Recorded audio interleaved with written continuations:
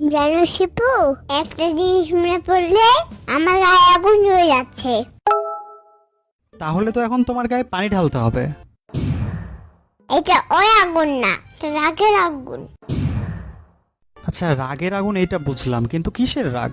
তুমি হাস্যপর সেদিন একা একা পটেটো খাইছো। আরে ওইটা হাস্যপর না, স্বার্থপর হবে। খালি বলবো কথা।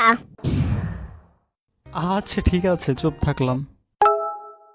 মায়ের ব্যবহারের সাথে আমার একটা কাহিনী মনে পড়ে গেল।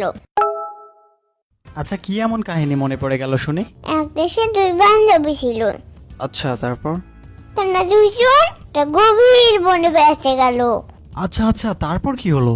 বনের ভিতর অনেক জীবজন্তু ছিল। আরে ওইটা জিনজন্তু না, জীবজন্তু হবে। আচ্ছা, জিনজন্তু ছিল, তারপর? এক বাঘে ভয়ানক, তোমার মতনই বিচ্ছি দেখতে। কি, আমি বিচ্ছিরি দেখতে? তারা তো কি? আমি যে কত সুন্দর, আমার ব্যাপারে তোমার কোনো ধারণাই নাই। ছাগল। আচ্ছা, গল্পতে ফিরে আসো, তারপর কি হলো?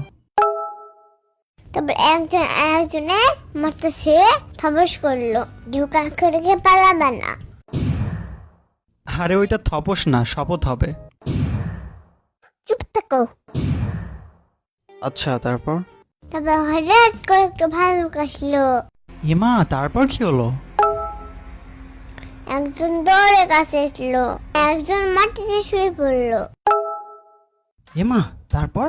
তারপর শুয়ে থাকা বান্ধবীর কাছে এসে ভালুক বলল, এই মেয়ে, আমাকে তুই পাগল পেয়েছিস? আমি কিছু বুঝি না? তুমি তো বোকা নাকি? আমি কিন্তু কোনে একটা রাখ। এভাবে মরার অভিনয় করবি, আমি সে দিব? চেষ্টা একদিন করলাম নাই, এই বলে বান্ধবীটাকে খেয়ে ফেললো। আচ্ছা আচ্ছা, আর একটা বান্ধবী যে গাছে উঠেছিল, ওইটার কি হলো? গাছে উঠে মনে করেছিল বেঁচে যাবে, কিন্তু তা হতে দেয়া হলো না। তাকে গাছে উঠে খেয়ে নিল।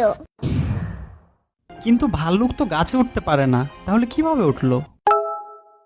ভাল্লুক দুই প্রকার, কেউ গাছে উঠতে পারে, আর কেউ উঠতে পারে, আবার কেউ সাঁতার কাটতে পারে। না না, দুই প্রকার না, আরো এক প্রকার।